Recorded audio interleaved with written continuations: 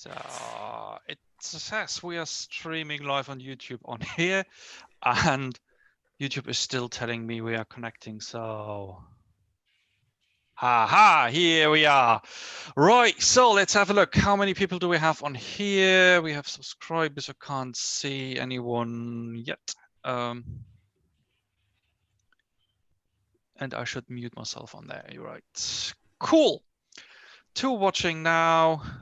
Let's give it some time. I hope no one jumped off.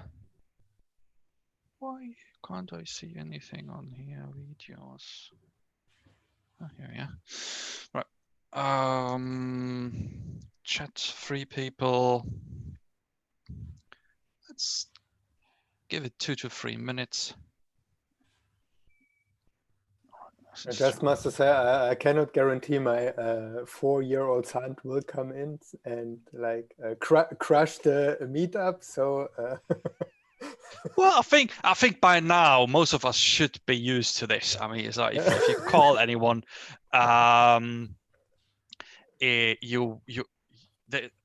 you call a like customer support, it's very likely that you will hear things like "Stop that! Don't touch it! Yes, I can help you. Stop it!" So it should be fine. Right. So we are 8 people. We have like 57 sign up. So let's give it a couple 9 watching. Going up 11. Oh. Hey folks. Yeah. I'm actually going around Slack and Twitter just to share the link. Share the link. Might be a good idea. So let's Bitnot. Are you Bitnot on? No, you're not. Link copying on the Kotlin channel. Someone is nice enough called Bitnot, sharing the link there. Let's share over here. It's great. I see myself doing things like with a delay, but with different delays. So on this screen, I see it first, and then I see it on this screen. So it's rather confusing. I will switch this one off then. Right. So 15, stay tuned, guys. We are with you. They will hear this in roughly 10 seconds. How do we do the Q&A? Do we do the YouTube comments? Yeah. So I will keep an eye on the chat.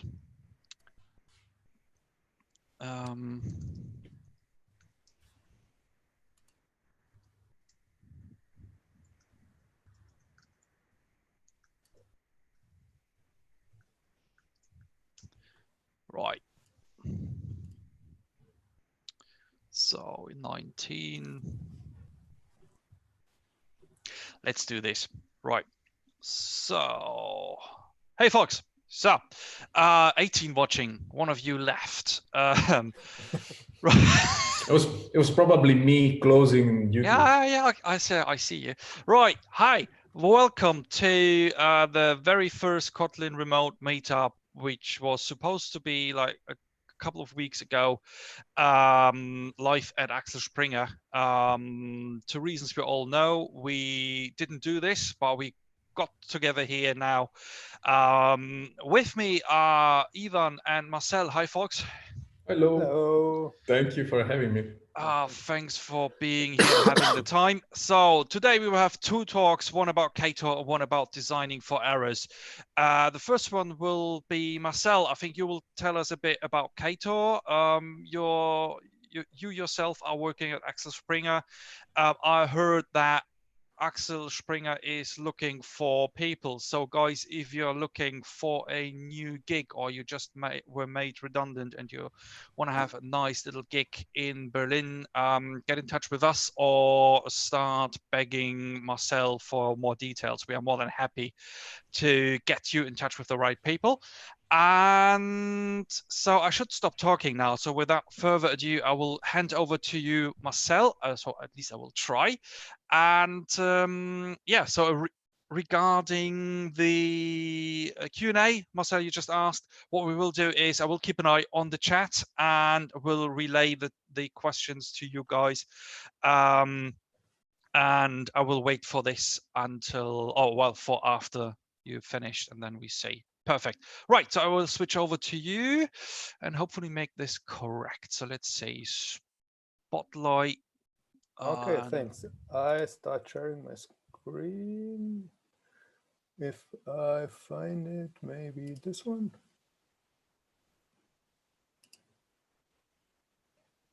All right, can you see it? Yes. Yes. Okay.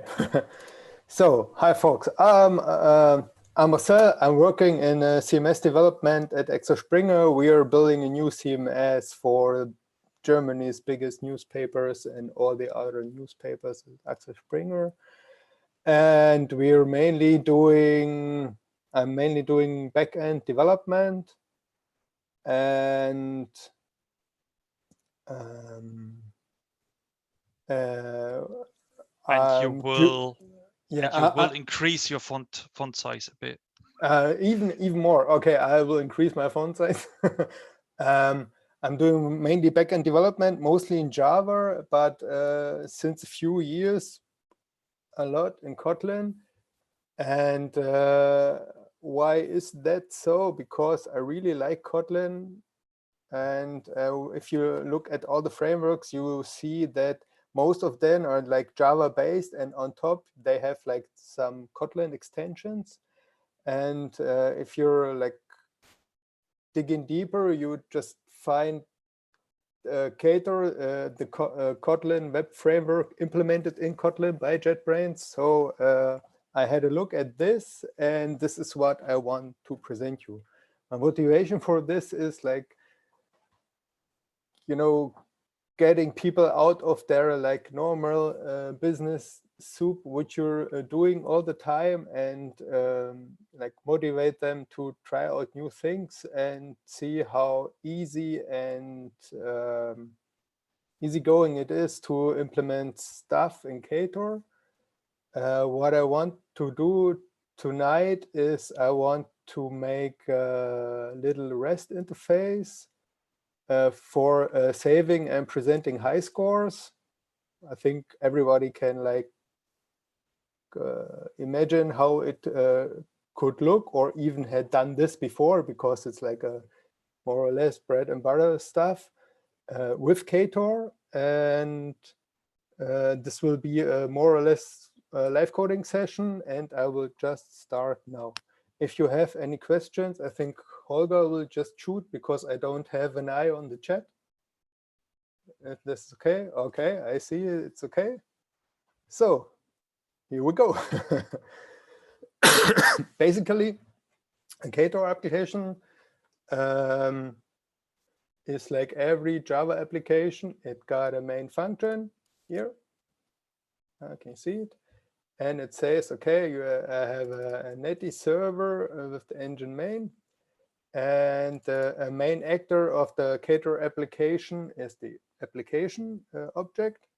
And on the application object, you have an extension function called module. You define it in your configuration file, which you see here, where you also have the port and stuff. You can have different modules if you want, but for the sake of simplicity, I will keep it on one module. And how do you start with the application? So basically, what you need to do is, or how the main function of the Ktor server is that you just install features. And if you want to have like a root, you just install the feature called routing, or routing, but better say it, routing. And I will have the HTTP get verb on like high score. And within the Lambda, I have a so-called call object, which has the pipeline context. And I say respond, hello, Kotlin, Meetup, people. So if I start my application now,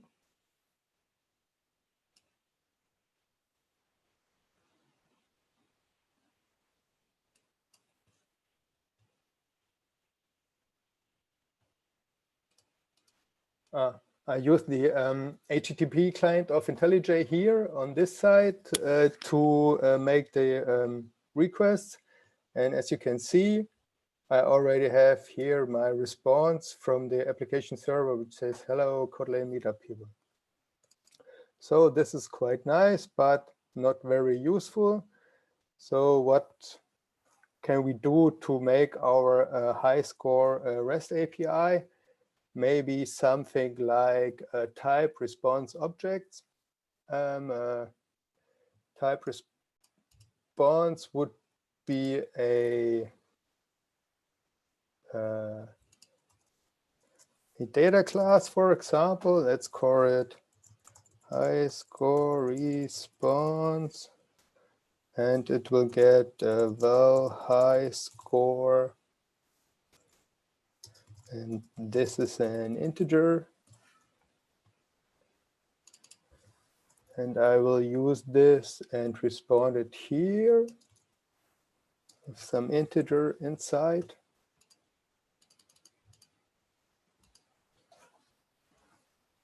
And let's see what happens if I run it. Oh, it says internal server error. This is what I didn't expect it. Maybe I should add some status information about the server status.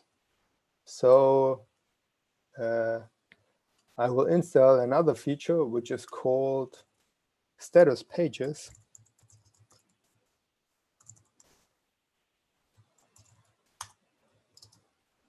This is an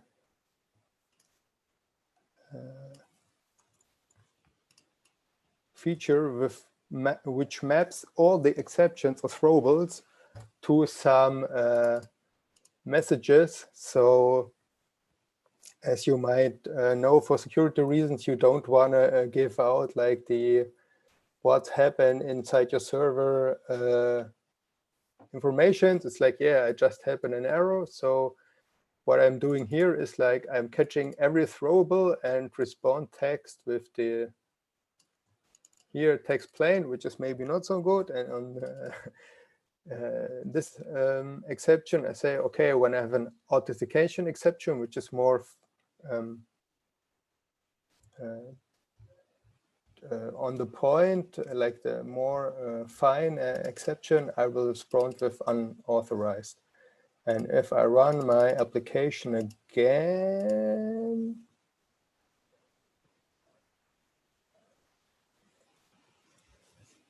try the request, I see the response pipeline couldn't transform high score response to the outgoing object.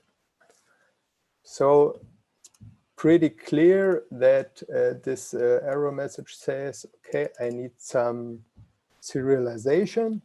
And for serialization, I install another feature. This feature is called content negotiation. And as library, I'm using JSON. And if I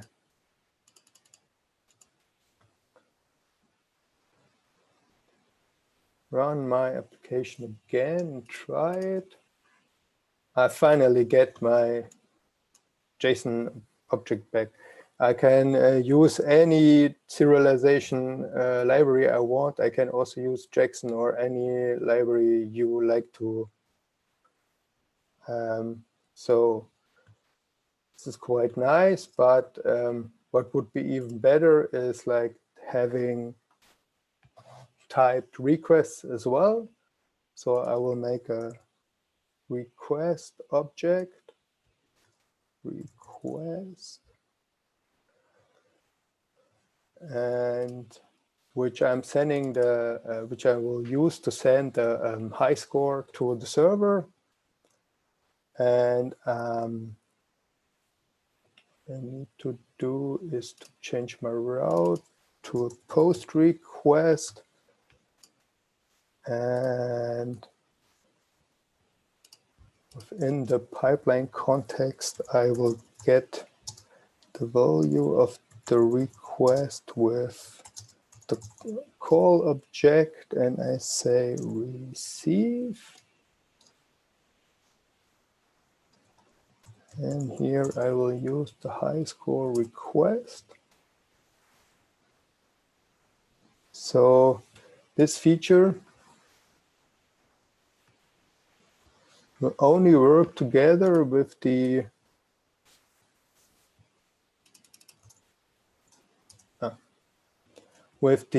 content negotiation feature, and it serializes the object I gave it from the payload of the request. On the call object, you have even more like convenience methods. You can say receive text or receive multipart or receive stream, which is like the one of the only synchronous methods and which will block you the thread. And for the sake of simplicity, I will just respond with the request object I just got. Let's see if it works. Oh, sorry.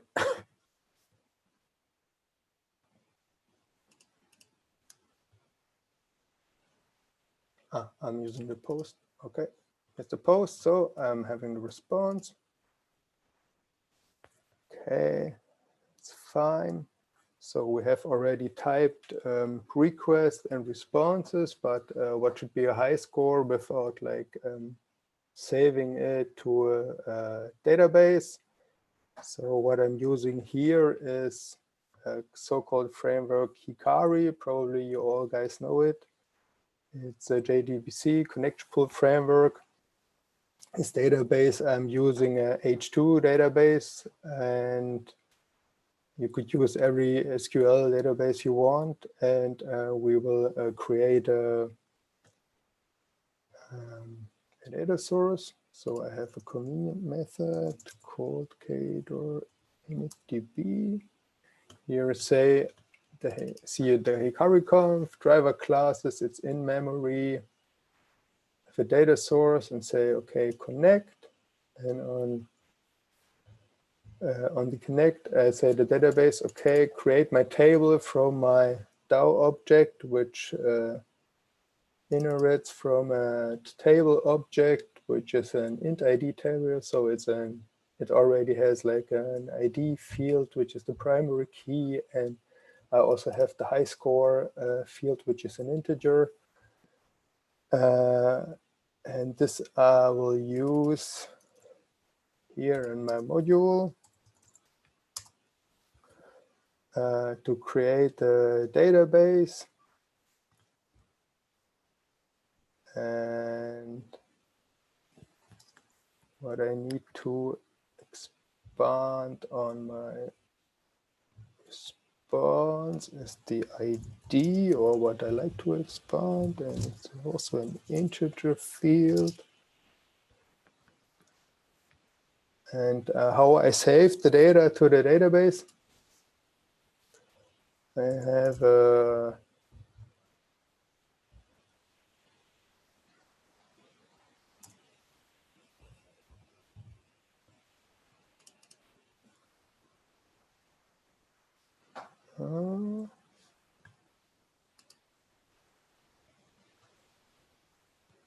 a transaction here, which gives me the ID. I got lost a bit. So the transaction is there to where I use my DAO, which I can use to insert and manipulate the request. I now need to cheat a bit because I got lost a bit. I will just cherry pick the branch to here. Okay. So here I have the ID, and I will return the ID of the saved the saved entity in the database in the response, and let's try it out.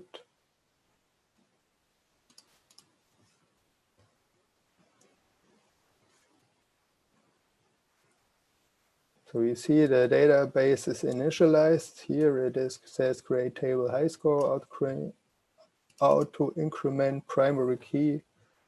And if I now run the request, it saves me an entity to the ID. If I run it again, you see the ID is incremented.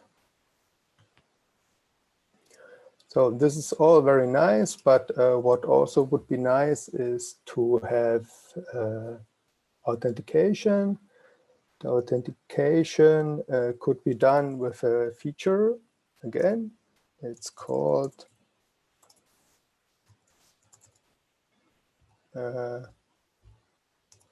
authentication. So I am using basic authentication here. I'm giving it a name. This name I can later use to decorate routes within my routing to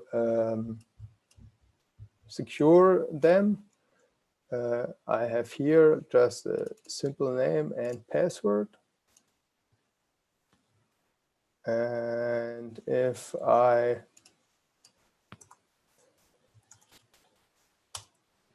decorate the route here with the user,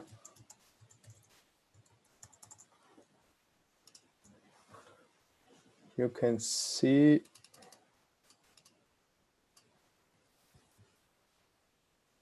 if I'm still using the not secured request, I'm unauthorized. And if I'm sending authorization with the request, I'm allowed to sending data to the server. So this is very nice, and we are getting closer to what I want to achieve. So we now can saving data to the database or high scores in our case. And what would be also nice is like getting the username out of the authentication request. So for this, you will use the user ID principal object.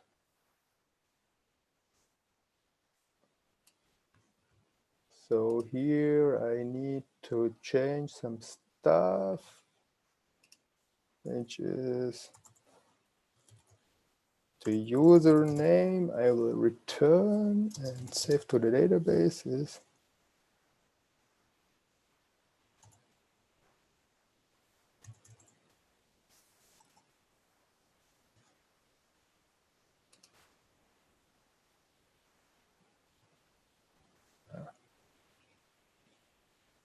get principal.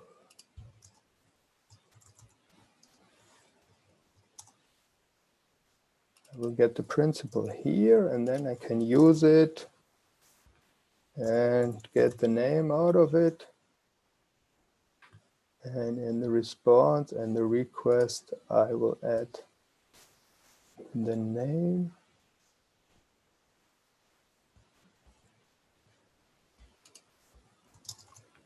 Here and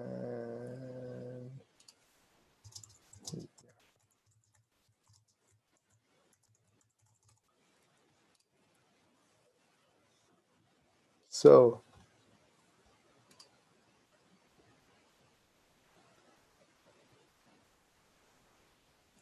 and in the DAO as well.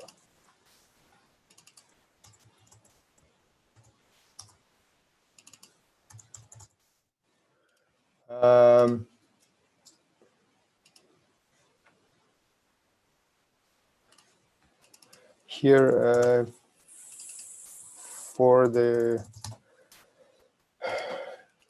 database, I'm using lightweight SQL framework called Exposed. It's also by JetBrains, which works really nice together with Ktor. I just forgot to mention it. And this is also where the int ID table class is coming from. So now we have secured route where we're getting the username out of the authentication request and saving it to the database. Let's try it out. Hopefully it works.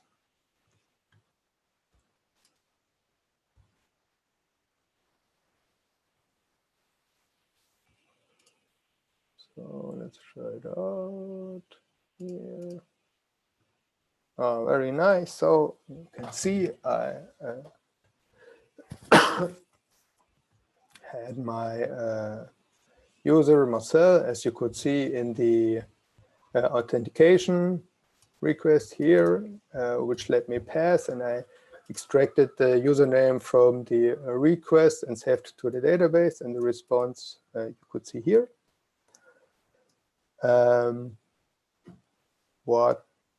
Which is more or less already everything you need to save and get high scores from the database, what also would be nice is like make it more fancy, so you can use the HTML builder, Kotlin HTML builder from Kotlin X to use typed HTML.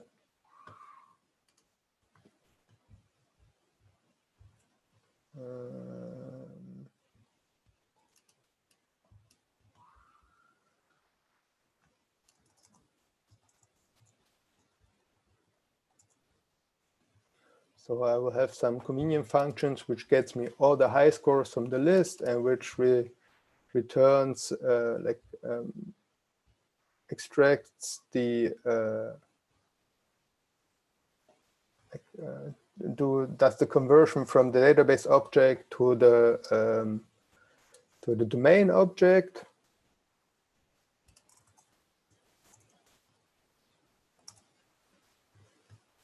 And here I have the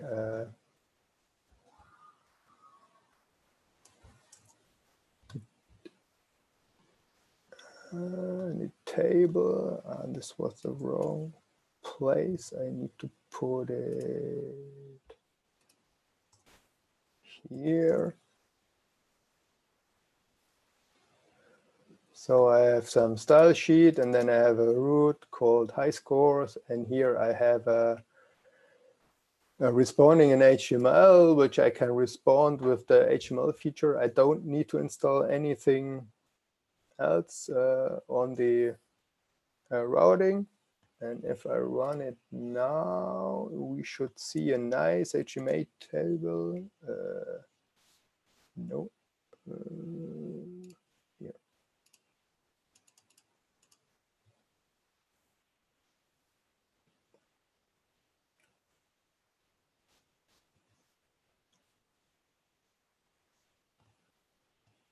So I will save some data here and here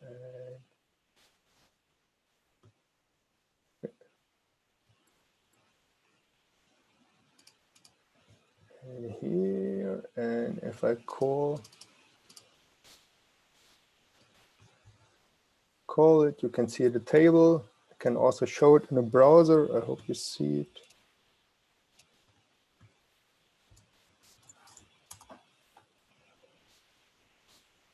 And this is the HTML of the high scores table. What you also have with Ktor is a very nice designed test engine, which I really like.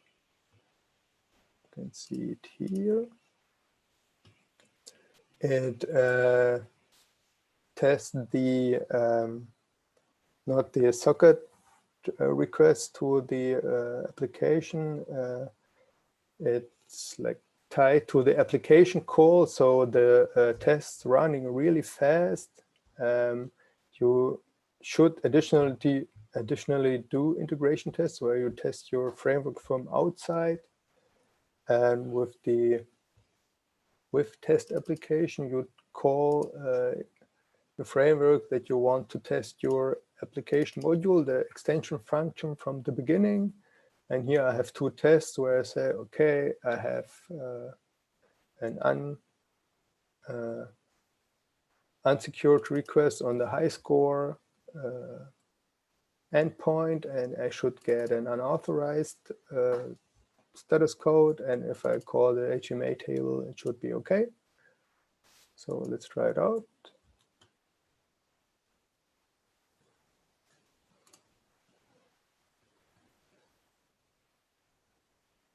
It takes some time to start. Okay, so tests are green, everything is fine. So basically, this was it. If you wonder, it says it's a async framework. The application pipeline of Ktor is running with the continuation. So it's using coroutines all over the place. And as you all might know, it's very nice to use Kotlin to do asynchronous stuff. As you might see, I've had no complicated whatever chains to do asynchronous calls. It's just like it's all in Kotlin with coroutines, yeah, like a charm. And I'm at the end of my talk. I hope you liked it. Thank you very much. So let's see how we get me back. So the people get a bit annoyed. Somehow the host has spotlighted. Or for some, if you could stop sharing your screen, please. Yes, sorry. Yeah, no worries. I just want to boo. I just forgot it. That's fine. It's absolutely fine. Right. So we got one question in. So folks, if you have some more questions, just shoot them into the chat box. So Colin Wolf asked, did you ever use embed server instead of Netty, and what's the difference? No, I'm always using, I know you can use different embed servers. You can use Netty, Jetty, CIO, the coroutines thingy, and even Tomcat if you want, but I've never worked on this. So I cannot answer. So I don't know. I'm always using Netty. Yeah, I can actually chip in on this because as a Ktor user myself, because I love the thing. Thank you, Marcel. It was very nice. I loved it. Hey, it's nice. The fact is that I also use Netty most of the time because most of the documentation and Stack Overflow people are using Netty. So if something goes wrong, it's if you're using the weird one or the like unpopular one, if something goes wrong, you are alone. But at least with Netty, you're alone, and I mean, it's delivered with Netty, so you never change the standard configuration. Only if you were just forced to, and there's no reason to change it because most of the time it works. Yeah.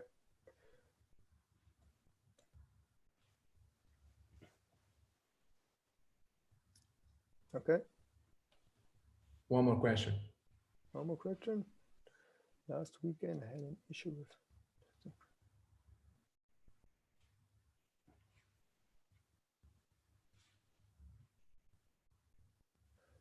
What I would use to test the HTTP request socket-wise.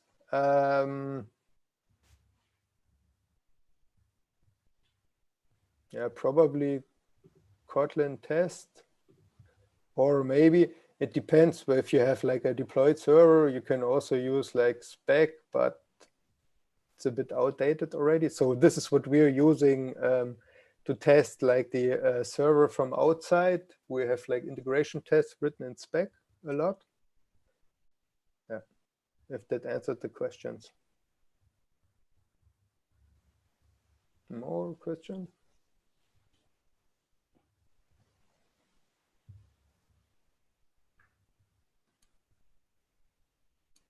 Nope. So I will hand it back to Holger. Thank you very much. And thank you.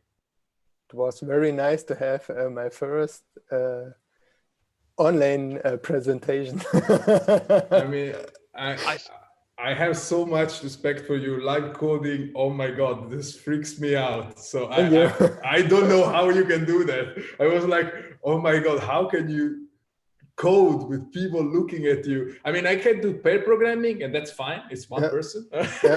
But 50, 100 people on YouTube, oh my God, no. I already did it. I already did like with real people, like with 200 or 300 people on a conference. And this is like even the next level, but I needed a beer afterwards. Yeah. Great. So it's Ivan's talks. I do think so, Ivan. So I will spotlight you, and whenever you're ready, please go and share your screen and hit us, and I will shut up. Okay, so let's see if I can share this. Okay, wow, yeah. Wait a second. Zoom needs some permission, of course. You know, you see, that's why I don't do live coding. I mean, imagine this. Imagine also this during the live. Okay, nice. I need to quit Zoom, so this is gonna be fun. Give it another try. Sometimes it works without restarting. Later, let's try again. Let's try again. Okay, I'm gonna share again. Okay, well, works. Okay. Can't see it yet. Yeah, wait. So, are you able to see the slide or the presenter notes? No. Well, I see I think what is the head slide, an introduction to domain modeling. Yes, but you don't see the next slide. No, you're not spoiling. No. Okay, this is perfect. So let's go. Thank you and welcome. I hope people are still there. I mean, it's getting late and this is a hard topic. Last year, basically, I started to look into domain modeling because I wanted to investigate ways to improve, simplify, and to make it a bit more deterministic when you work with your code and when you work with other people and when it comes to communication with other teams.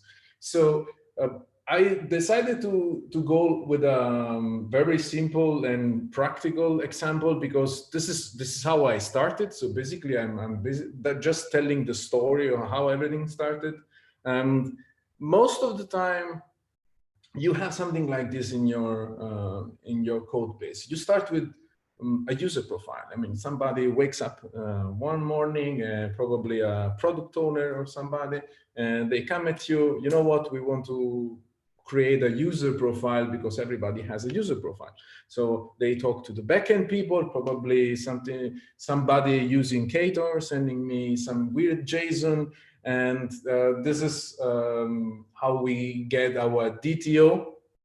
So first of all, we don't trust the backend people. So that's why everything is nullable. I mean, this is how it works. You know, you build a team building experience. So we don't talk to anybody else. We don't trust anybody, and we can get a null in any moment. So everything has to be nullable because we don't trust anybody. But jokes aside, we start thinking about, okay, the things on the wire, they are just coming through. We want to be conservative. Everybody is fine with a nullable string. So we are fine with a nullable string. But then we start thinking about our domain and how a user profile actually looks like in our domain. And well, a user profile has a first name and a last name, and they cannot be null. Okay, so we took away the first layer of uncertainty.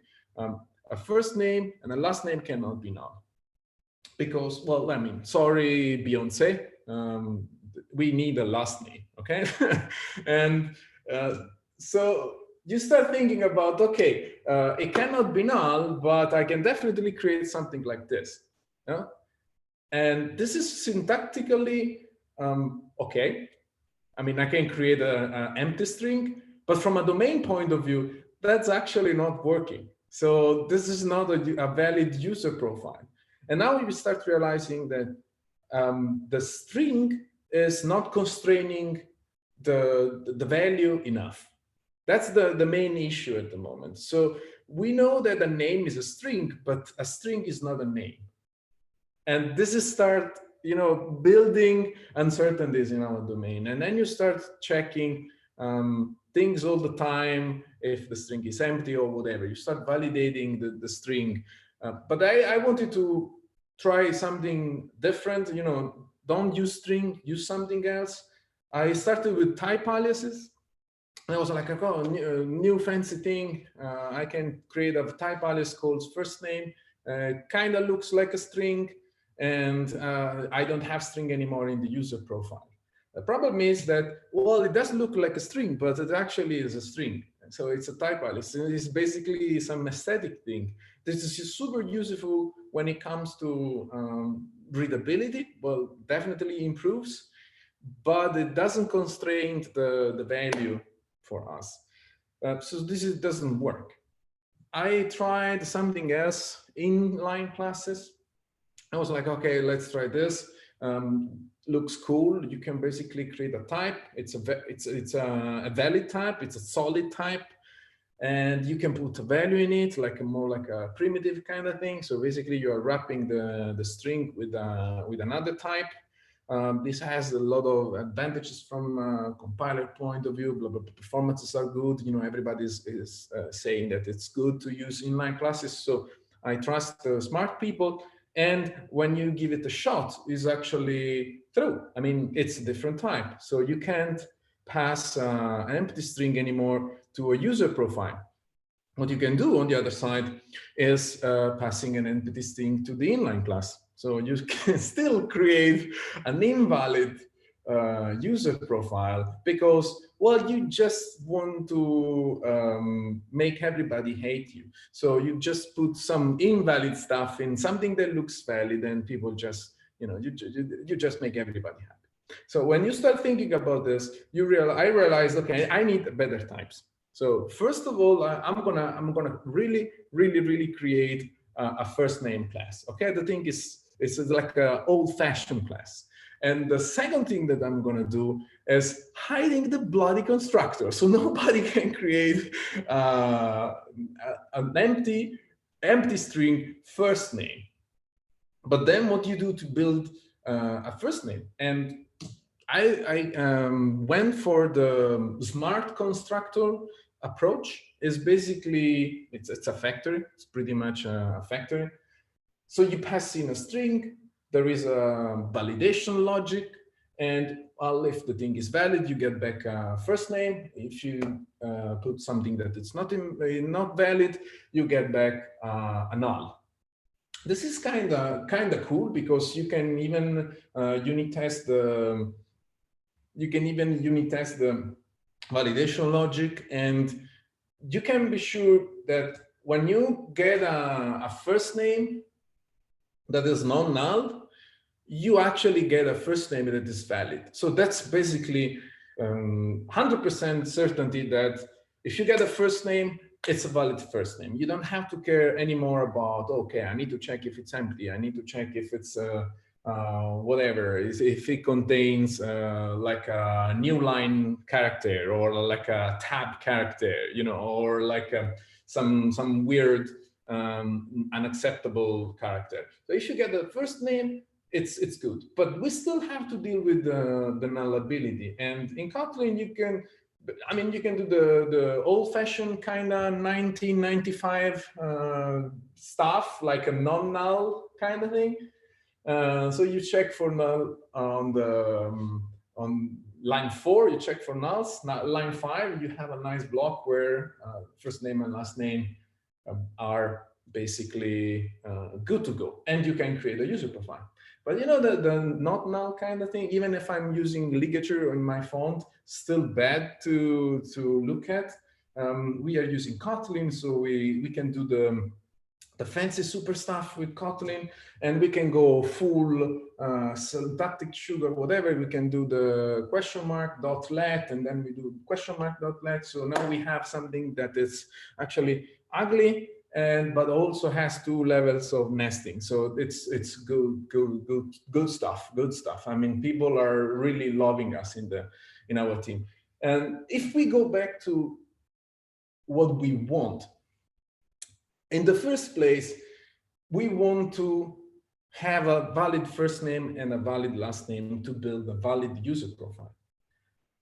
But nulls are something that it's not representable in real life, because, well, when you go to your government office and you want to get a passport, you go in, you give them your first name, last name, and a bunch of other data, and if everything checks out, you get back a passport.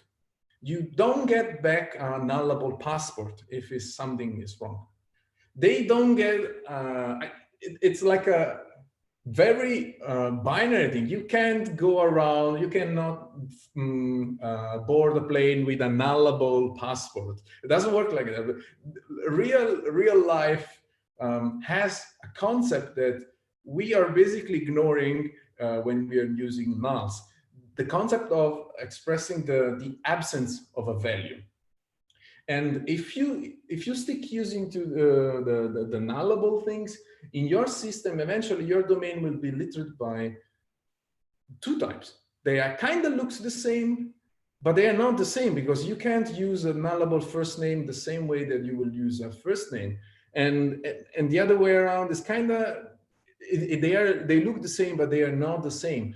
And you are forcing the type system to model something in your domain that you should be modeling with a type that is built to represent the absence of a value.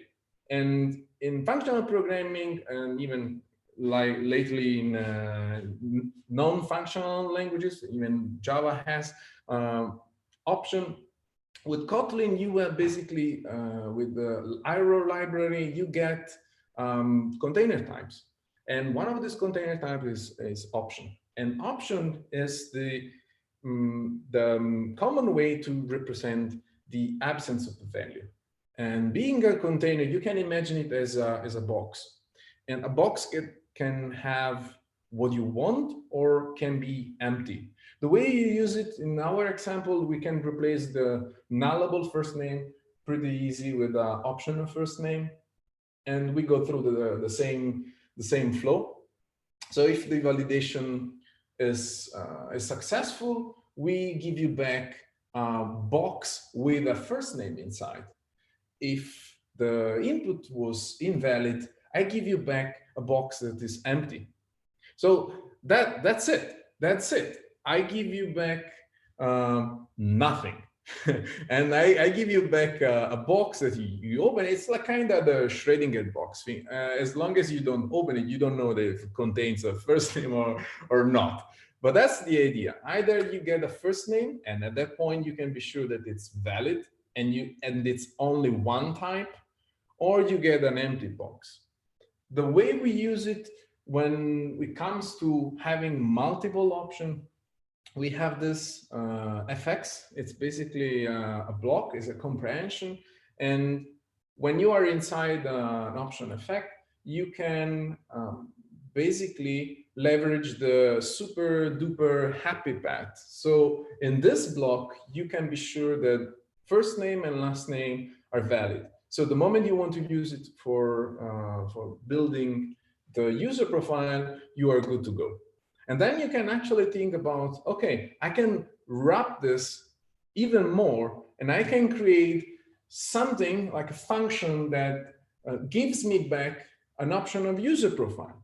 So this is the passport example all over again. So I give you a first name and a last name, and if everything checks out, you give me back a box with a passport inside, a box with a user profile inside, or you give me back an empty box. And this is how you can combine them, and you can build layers of validation, because the moment I get my hands on a user profile, I know that the user profile went through levels of validation, because I needed a valid first name and I needed a valid last name. So this is 100% sure that the user profile won't surprise me with some weird data. Option has A lot of other types comes with familiar methods, like we have it in list, for instance. We have map, and map is the happy part. So what if I'm only interested in accessing the box when the first name is there? Well, you can map it, and you gives you back a block where you are sure 100% that the first name is there, and I can print it. But if you want to deal with the failure, I want to be sure that I get the empty box covered and the valid name scenario covered. So you get basically 2 blocks with fold. You get 2 blocks. The first one is the one that, well, the box is empty, you do whatever you want. Or the second one is the one where the box is full of a first name, and you can do whatever you want. So you start thinking about, okay, do I want to handle the success and the failure? Do I want to just deal with the positive side of the computation? You are in charge, but you start building the habit of thinking about the failure, because the type itself forces you to reason about things that are not there. So you need to think about what happens when I don't have a first name, a valid first name. So we have a new sprint. We know now how to represent the absence of a value. We are back to our crunching day. And we have an email now in our new DTO. Backend people are start sending us new stuff because, well, I mean, apparently the marketing people want to send emails to the users. And we also, well, the email is a nullable string because we don't trust anybody. And we also won a send email function from somebody that decided that, well, this is going to be useful to send emails, right? We get a email string, message string, and this is what we know. We don't have source code, we don't have documentation, we don't even have return value. This is it. We work with what we have, and with like being very, very, very nice people, first thing that we try to do is send an email to an empty address, because, well, this is what you do to have fun. So good luck with that, and pretty sure that the email is not gonna go anywhere. But now we know what to do, because we know that actually an email is a string, but a string is not an email. So we go over the validation process again, and we replace the string email with something that is actually meaningful to our domain. And we do the same thing. We replace the constructor, we replace the type with generic primitive with something that has some validation. Of course, we have no idea how we are validating this stuff, because, I mean, who does that? I mean, I just copy paste the stuff from Stack Overflow. I don't know. Probably I will stick to, oh, it has a @ symbol in it, and then whatever. But jokes aside, you can build a validation logic that is actually checked. You can write a test or something.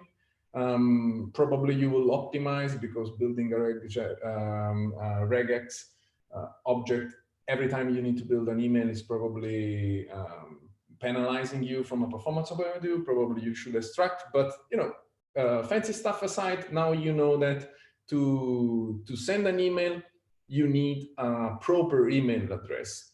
And this is what we do with the original send email method. We wrap it, and now you have a version that takes an email object. We don't know if the email exists. We know for sure that the email has a valid format. So, okay, ivan@whatever.com is a valid email, but is a non-existent email. So the only way to actually check it, well, you need to send it probably, and the server is gonna give you an error if the email is not, the address doesn't exist. But from our point of view, this is the best that we can do. And we're doing good, because now we have a method that, well, we are pretty sure that to send an email, well, we at least have a decent email address starting from. But at some point, somebody realized that, well, you know, there is this thing called email verification. And the way they do it, they throw a Boolean there. So now we have a string coming through the DTO, and this email is email verified Boolean. Plus, we won another couple of free functions. One is to send a verification email, and another one to send a password reset email. Looks cool, pretty cool. So you check the Boolean, and then you send the verification email, or you check the Boolean and you send the password reset email. But if you look at code very carefully, you will realize that this is correct, this is wrong. This is correct, this is correct. No, because, well, this is correct. And this is the danger with this kind of stuff. This is a Boolean, and a Boolean is a pretty simple thing that is actually very tricky when it comes to think about it. At this point, at least we have a DTO, that a domain object that has one more type. But the problem is that now we have this Boolean. Well, at least it's not a nullable Boolean. It could be even funnier to have like the infamous three possible state Boolean, like null, true, and false, because why not? YOLO. At least it's a decent Boolean. But that's a Boolean, and it goes very close with our email. So now we are introducing accidental complexity to our domain, because now everybody has to remember about the is Boolean, the is verified Boolean. Everybody has to check to go forward to do something. You need to check if the email is verified. To do an operation, you need to do some thinking. Everybody that joins your team needs an onboarding. Everybody has to know about the is verified Boolean. Everybody's going to check about is verified Boolean for the rest of their life. Everybody that handles an email has to deal with this satellite Boolean going around, and everybody has to check and remember about that. Even the basic stuff. I want to change my email address. You change the email address, and now you need to remember that you also need to check the Boolean, because if you change the email address that was verified, the new email is not verified anymore. So you need to also put the Boolean to false. So you need to start thinking and remembering stuff too much. But if you think about from a domain point of view, what you want to represent are two states, and a mail that is unverified, and you just can send a verification email, or an email that is verified, and you can send a reset password email, you can send a user survey, like a support email or whatever. So the basic stuff is that the basic concept, the problem that you have is that you want to represent two things that are kind of similar but are not the same, with one object, plus this weird Boolean going around all the time. The solution to this, tricky thing, go figure, is just put the state in the type. So you have an unverified email. Well, that's the basically default email that you have in your domain. Every email is by default an unverified email, and you have a verified email. And the verified email is one of the better types that you're talking with. And what do? Well, we put everything together in the user profile, and now it doesn't contain an email and a Boolean anymore, but contains a verifiable email. Kotlin gives us Seal class, so this is super nice to build. The unverified email, just a data class, and you put an email in it. Pretty straightforward. The verified email on the other side, well, that takes a bit more effort, because a verified email, you can't actually build a verified email right away. Okay, you can build an unverified email. You just put an email there, boom, done. But a verified email goes through a verification process, something that you can simplified. This is a super simplification. Like a function that takes what? A verification service, okay, and unverified email. Because this is the only way that you actually can verify an email. You start from a mail that is not verified, you go through a verification service. Of course, this is not considering any network or whatever. This is just a super simplification. But the gist of it is that if the verification goes through, well, the system gives back a verified email. So the only way to get a verified email is putting in there a service that can do the verification and a mail that was not verified. This actually also prevents you to try to verify the same email twice, because you can't actually call the verify method with a verified email. Okay, so this is actually super simple to use, and it's basically documented itself just with the signature. If you think about, oh, this stuff is so dumb, why would you stress over this verification email, whatever, blah, blah, blah. These are stupid stuff. I can give you a nice example that cost a little money. A few months ago, the 7-Eleven Japan chain released app that, well, it was basically giving you the opportunity to pay for your stuff at a gas station with your phone. Everything was super nice. You put your credit card and whatever. Everything was okay. At some point, they realized that, well, you can forget your password. So there was a system to get back your password, a password reset system. So you had to put your username, and they decided that probably if you forgot your password, you also forgot your email. So in the password reset form, they also put the email address. So to reset your password, you had to put your username and your email address. And then somebody realized, okay, but I can put your username and my email. What's going to happen? The system is going to send me your reset password. So this is not good. At some point, people realized that this is not good. They decided to enforce one more rule. You also have to put your birthday name. Okay, so to reset your password, you need your username, your email address, and your birthday. But then they hit a domain modeling problem, because the birth date was not a mandatory information in the user profile. Because I just want to pay for my gas. I don't want to have your birthday card when it comes to time. So I'm not putting my birthday in my profile. And that was legit, because, well, there was no mandatory necessary information in the user profile. But they decided that they had to have a date in the reset password. And they fall back on a default. They fell back on a default. That's what we do all the time. I don't have a string, I'm giving you an empty string.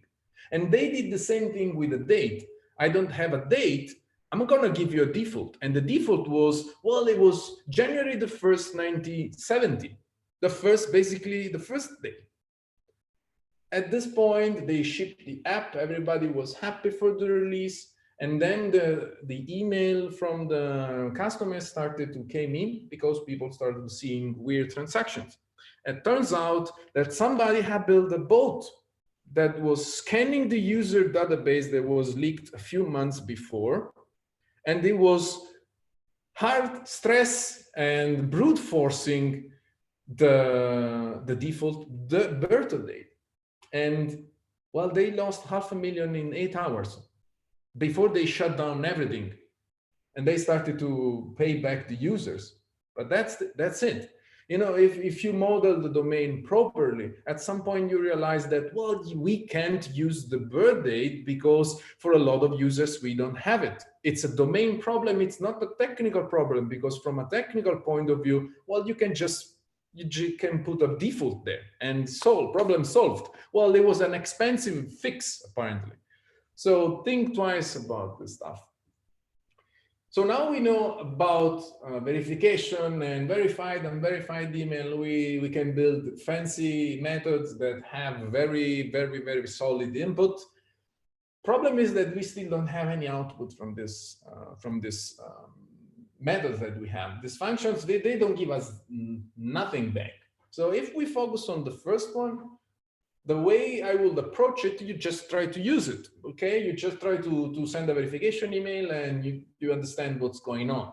And you see, okay, if the email is okay, well, something shows up in my inbox. Well, this is good. This is good. And well, at least we don't have any error. So about errors, what's gonna happen when I don't have internet? Well, we have a IO exception. It looks legit. If the connection is slow, well, after 30 seconds, we have a timeout, still good. If the email is ivan@whatever.com and there is no ivan@whatever.com, we get back something meaningful like, the email address doesn't exist. So now we know what happens on the good side and on the bad side. And we can model it. So for the good side, we can give back like something that is super generic, it's always the same. Well, we were able to send the email. From the bad side, well, we weren't able to send the email for 3 possible reasons. No internet, timeout, or wrong address. So we converted the bad object from the generic object from the network layer to something that is meaningful in our domain. Problem is, we start from something that doesn't give us anything back, and now we have like 4 different possible results.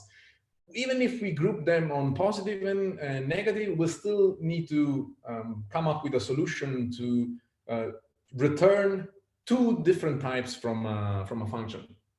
And if we want to keep things simple, we don't take in consideration the networking and blah, blah, blah. We can stick to something like either, another container type. And either is basically a container type that can contain 2 types. Either is the one on the left or either is the one on the right. I mean, this is very creative people, computer scientists, programmers, they are so creative. And this is how you use it. So we stick to what we have. So we try to catch all the things. But now we have a different signature. We have an either of not send and send. So we have 2 types. This is cool. If we try to send the verification email, if it's correct, everything is correct, we just create a verification email send and .write, it will put it on the right side of either. And if we have an exception, we catch the specific exception and we convert it to the domain equivalent that makes sense. And we do no internet.left or timeout.left and wrong address.left. The whole left and right thing is basically a convention, and as a like a memory aid, you can basically think about, well, the wrong stuff is on the left, the right stuff is on the right. I mean, it's creative people, right? Still super creative.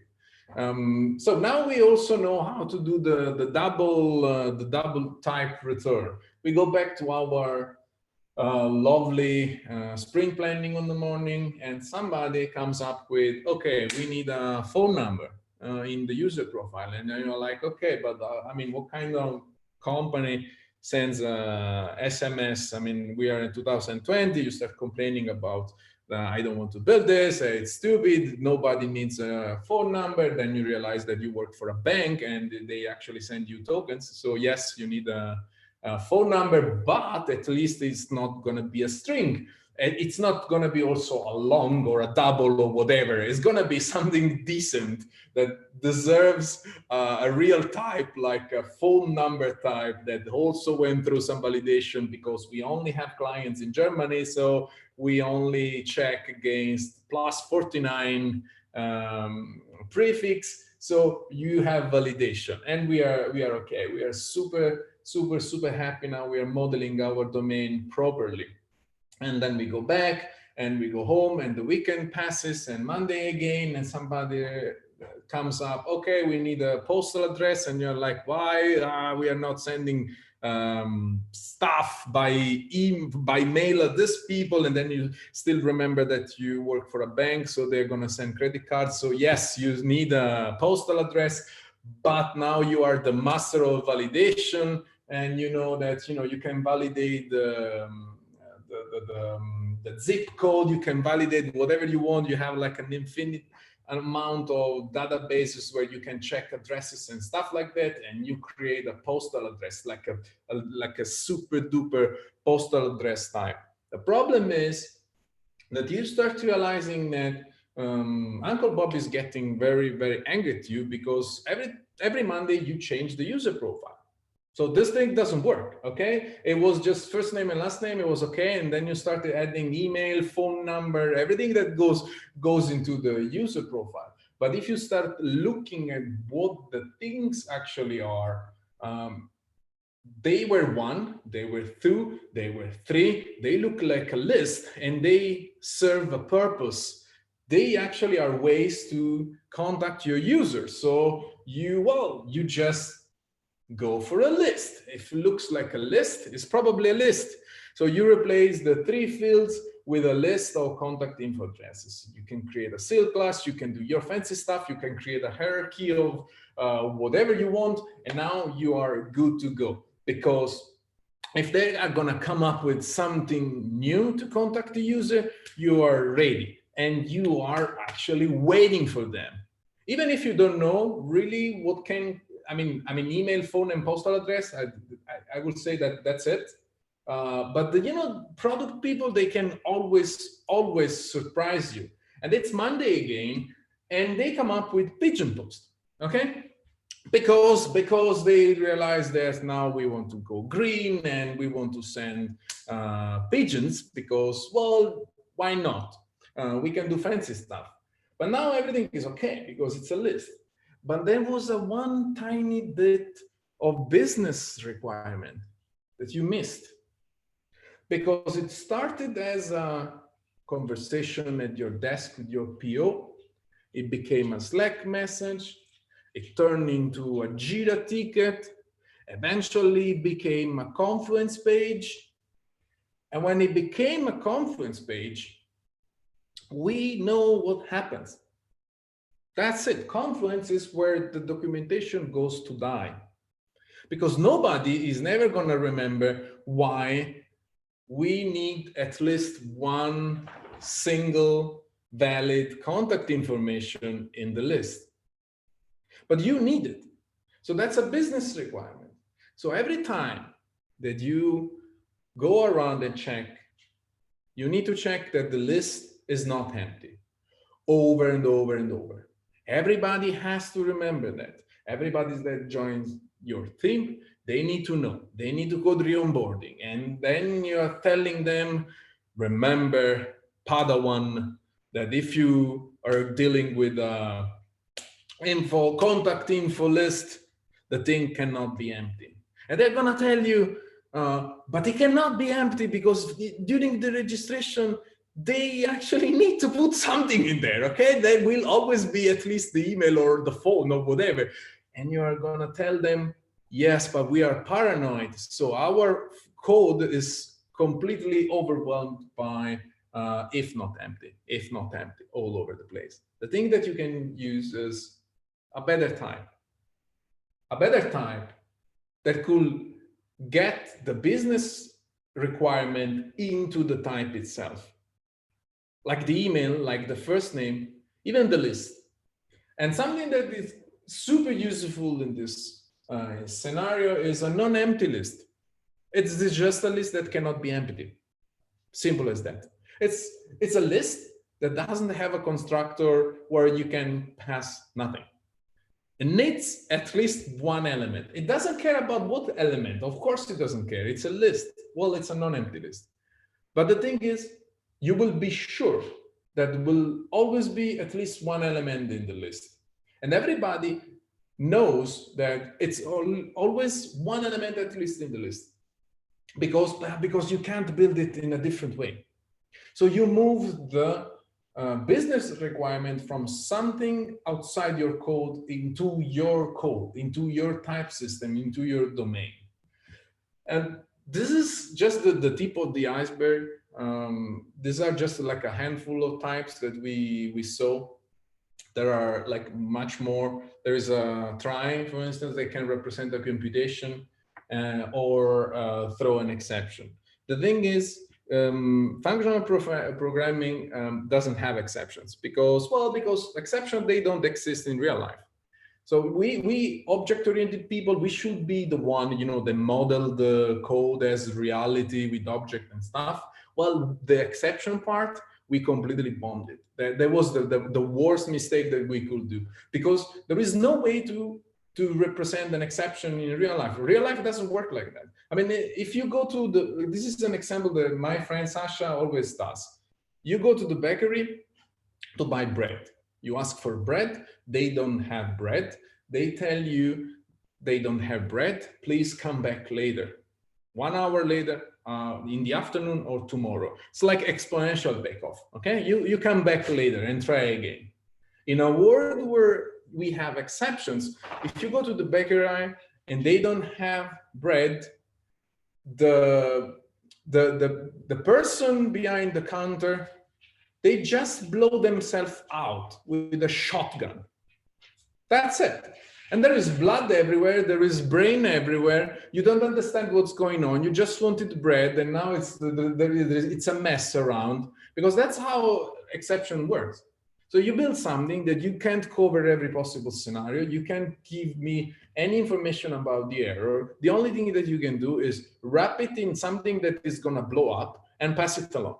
The next person that gets this ticking bomb, they need to realize if they can defuse it, mostly not, and they pass it along. And eventually it's gonna reach the edge of the world where the operative system is actually there, and the operative system doesn't know anything about handling your ticking bomb, and you have a crash, and you have a crashing app, you have a crashing system. So, you know, try something that gives you always back a value, even if things go wrong. And this is actually just the tip of the iceberg. You can look it up. There are like a plethora of more types that cover scenarios that are very specific. But to wrap up, domain modeling, it's a tool that can allow you to build a language that everybody can understand. Because the marketing team will come to you and will ask you to send a survey. And they will ask you to send a survey. And if you tell them, okay, you need a verified email, so we cannot use users that have an unverified email, they can understand you. If you start thinking about, oh yeah, we need a user with a string that contains at least at symbol that has a Boolean that is true, they're just gonna look at you like some crazy person.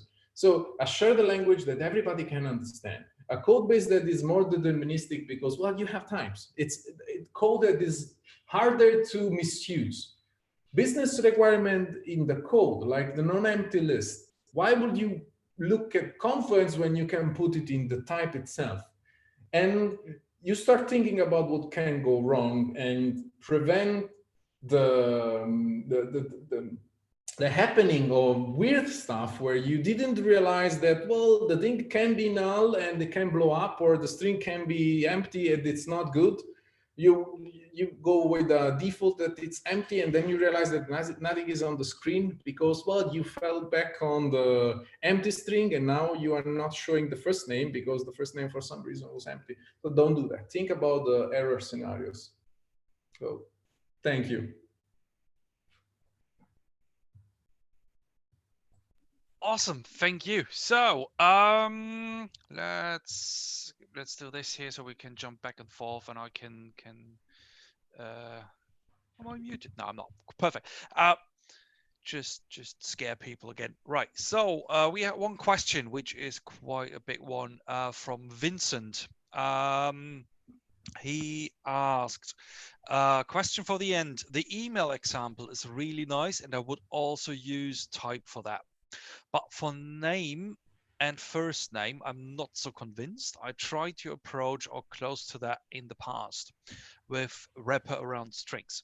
My impression was that the overhead was not worth it. I rarely had any issues with mixing strings that would not be covered by unit tests. What's your opinion? Well, if it works for you, yes, go for it. In our domain, we want to enforce it because, well, I can just want to be sure that it's not going to be empty or it's not going to contain some weird thing. You can validate it specifically for your domain. For instance, the first name is just an example, but in my previous job,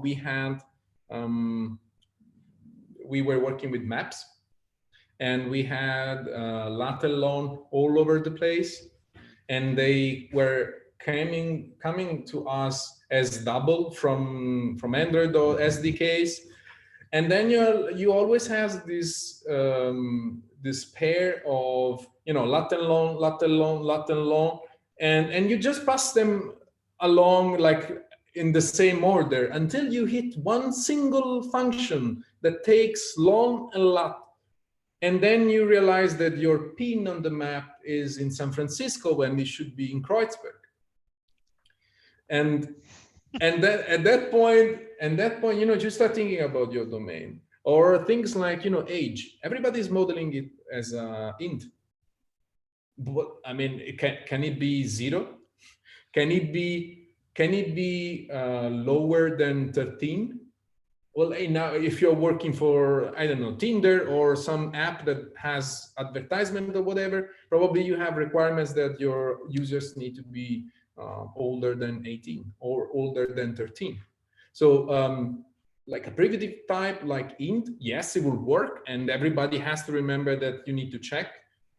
Either you do it in a validation form when the user registers, or you go through the whole domain. But I'm doing it at the edge of the world. I'm doing it when I get the data from the backend. Because the outside world is something that I cannot control, and I want to be at least in control of my small garden, where I know that if I have a first name, I can throw it to UUI and nothing weird is going to happen because, well, I know that it's a name. All right, cool. Any other question, folks? So again, give it a couple of seconds.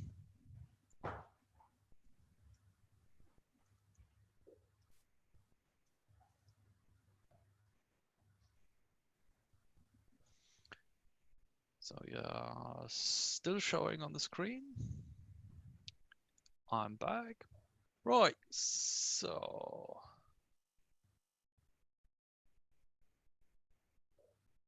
Cool. So it looks like we are through. Thank you so much, guys. It was a pleasure. Great talks. It's a quote from the chat, so everyone was happy. Let's do this again. Thanks again, and yeah, everyone enjoy, stay healthy, and we will hopefully see each other in, well, let's say 2 weeks' time. Let's see if we get this sorted. Have fun, guys. Ciao, ciao. Stay home. Ciao, ciao. Ciao. Ciao, ciao, ciao.